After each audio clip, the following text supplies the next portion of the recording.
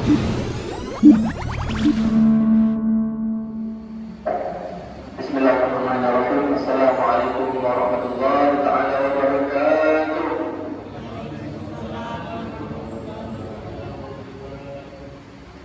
Innal hamdalillah nahmaduhu wa nasta'inuhu wa nastaghfiruh wa na'udzu billahi min shururi anfusina wa min sayyiati a'malina. May yahdihillahu fala mudilla lahu wa may yudlil fala hadiya lahu. Asyhadu an la ilaha illallah wa asyhadu anna Muhammadan abduhu wa rasuluh. Amma ba'du. Pertama-tama mari kita ucapkan puji syukur kepada Allah Subhanahu wa taala yang mana berkat nikmat yang Allah berikan kepada kita dapat menjalankan seluruh aktivitas kita selama dunia ini. Tak lupa salawat beserta salam senantiasa kita aturkan kepada junjungan alam Nabi besar Muhammad sallallahu alaihi wasallam dengan mengucapkan Allahumma shalli ala sayyidina Muhammad wa ala ali sayyidina Muhammad.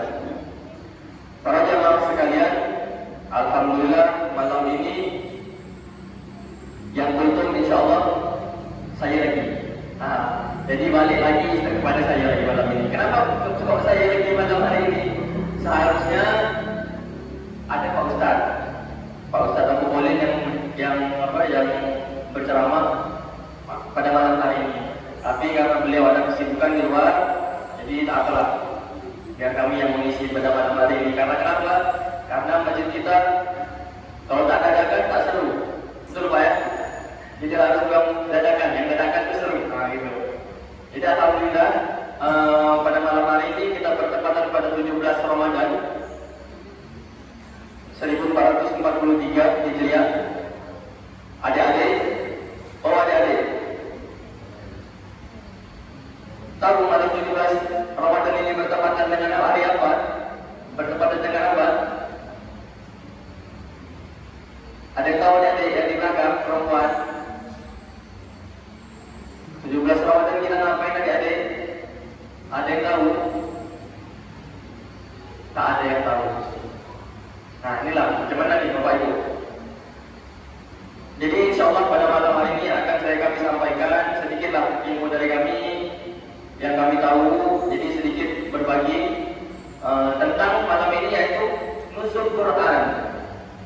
Jadi alhamdulillah pada malam hari ini adalah malam nuzul Quran. Adik-adik yang tak tahu, malam 17 Ramadan adalah malam nuzul Quran. Apa itu malam nuzul Quran adik-adik? Apa? Ada yang jawab belakang semua. Ada tahu? Malam diturunnya Al-Quran. Alhamdulillah nih, adik-adik nasi yang kecil daripada abang-abang yang lain lebih tahu nih, mantap nih. Jadi yang besar-besar jangan kalah sama yang kecil-kecil. SD, SMP sudah belajar nih tentang nuzul Quran. Jadi jangan sampai tak tahu. Kalau kita tahu, kita coba untuk menjawab. Jadi adik-adik, malam nuzul Quran itu adalah malam turunnya Quran, di mana Allah melalui malaikat Jibril menurunkan Al-Quran kepada Nabi Muhammad SAW. Tapi tidak semuanya adik-adik, tidak langsung nih Al-Quran 30 juz nih langsung Nabi Muhammad di depan langsung turunkan ini. Tak langsung seperti ini. Kok tak itu tak langsung kayak itu kan? Ya, turunnya bertahap. Jadi yang pertama kali Allah Subhanahu wa taala menurunkan kepada Nabi Muhammad melalui malaikat Jibril adalah melalui 5 ayat. Yaitu surah apa ya, Dek? Ini dekat SD dah belajar di kelas 3 ni ya, Dek. Melalui surah apa, Dek? Surah Al-An'am. Yang pertama gimana bunyinya? Bismillahirrahmanirrahim. Iqra bismi khalaqal insana. Iqra wa terus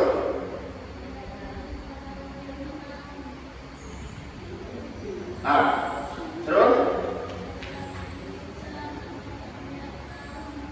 ya betul tak tuh adik? Kita ulang lagi. Iqra bismi rabbikal ladzi khalaq. Khalaqal insana min 'alaq. Iqra wa rabbuka al-akram alladhi 'allama bil qalam 'allamal insana ma lam ya'lam. Jadi sampai 5 aja adik surat Al-Alaq. Tak semuanya turun. Al-Alaq pun hanya 5 aja, tak semua. Kenapa Bang Islam itu Bang? Karena pada saat itu masyarakat Mekah termasuklah Nabi Muhammad itu tidak cerdas manusia sekarang. Kalau diibaratkan seperti itu. Jadi mereka tidak bisa membaca, masyarakat di sana itu waktu dulu. Jadi kayak kita, kalau misalnya kita tak sekolah, suruh baca A, B, C, tak akan mengerti kan? Sama lah seperti Nabi Muhammad waktu itu. Ketika Jibril suruh membaca, Nabi Muhammad bacalah nih. Allah dah kasih kan 5 ayat. Muhammad bacalah. Tapi Nabi Muhammad tak bisa baca. Nabi Muhammad tak bisa baca. Tapi malaikat Jibril terus membaca. Hingga akhirnya Nabi Muhammad pun pelan-pelan bisa membaca. Itu adik-adik. Di mana diturunkannya pertama kali? Yaitu di Gua Hiro. Gua Hiro itu lebih tepatnya di kaki Jabal Nur. Adik-adik yang dirahmati serta bapak-bapak ibu yang dirahmati Allah Subhanahu wa taala. Al-Qur'an diturunkan secara lengkap hingga jadi seperti ini. 30 juz itu diturunkan sedikit demi sedikit dalam waktu 23 tahun. Jadi umur abang nih adik-adik sekarang 23 tahun. Sama lah. Dari abang kecil sampai abang besar segini, itulah diturunkan pelan-pelan sama Allah. Diturunkan sedikit demi sedikit hingga sampai berbentuk seperti Al-Quran ini. Dan pada zaman itu, karena tidak ada kertas, tidak ada pulpen seperti zaman sekarang, jadi tak bisa langsung seperti ini. Tulislah dekat batu-batu, tulis dekat daun-daun zaman dulu, hingga terkumpul menjadi satu dan jadilah mushaf seperti ini. Itu. Dan turunnya pun terbagi dua adik-adik. Tak satu tempat turun segitu aja. Ada yang turun ada yang tahu tak turun di mana? Di Mekah. Mau di Mekah namanya apa? Makkiyah. Kalau yang turun di Madinah namanya Madaniyah. Jadi ada 2 tempat yang diturunkan. Ada tak dekat Indonesia ni yang diturunkan? Dekat Indonesia ada tak? Ada deh. Fahri, ada Al-Quran turun di dekat Indonesia? Tak ada. Jadi turunkan di mana tadi? Di Mekah dan Madinah. Jadi seperti itu ya, Bapak Ibu dan adik-adik semua. Jadi Al-Quran turun tidak langsung semuanya, tapi bertahap. Lebih kurang 3 tahun hingga menjadi mushaf. Lalu turunnya pun tidak satu tempat, ada 2, yaitu di Mekah dan Madinah. Seperti yang kita tahu kalau dalam surat itu ada Makkiyah dan Madaniyah. Seperti itu Bapak Ibu. Lalu apa keutamaan di dalam nuzul Quran ini? Apa keutamaannya? Yaitu keutamaannya yang pertama, kita harus banyak-banyak bersyukur, yaitu caranya dengan apa? Dengan membaca Al-Quran pada malam hari ini gitu. Lantas terus kita memuliakan Al-Quran. 2 ini salah satu keutamaan dalam Al-Quran itu. Adik-adik yang perempuan, adik-adik perempuan, kalau mau pegang Al-Quran, membaca Al-Quran, baca wudu tak? Ambil wudu tak? Ada yang tak ambil wudu kalau pas baca Al-Quran? Ada tak? Tak tahu? Kalau tak tahu ni siapa kasih tahu ni? Mulai hari ini kalau mau pegang Al-Quran, ambil wudu dulu. Kenapa bang kau ambil wudu? Karena Quran itu adalah kitab suci. Kalau kitab suci berarti dia bersih. Kalau bersih berarti kita harus juga bersih yang memegangnya kan?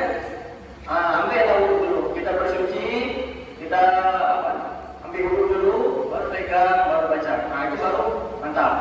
Itu adik-adik ya.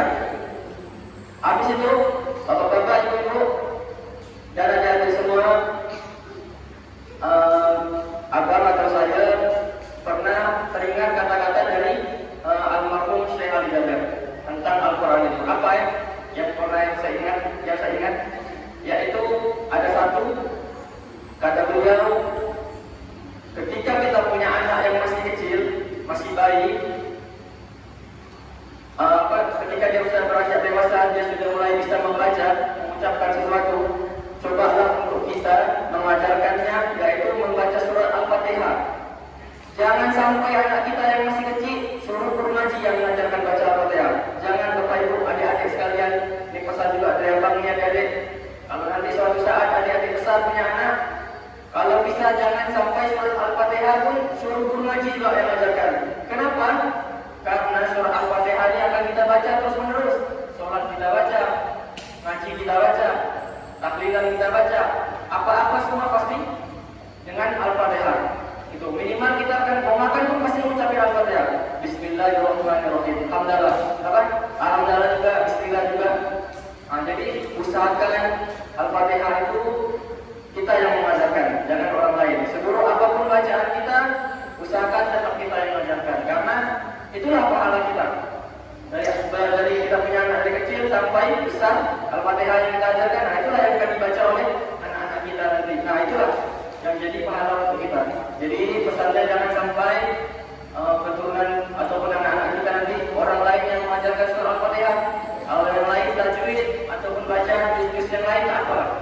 Tapi kalau Al-Fatihah usahakan kita sendiri yang mengajar Bapak Ibu. Itu saja ya dari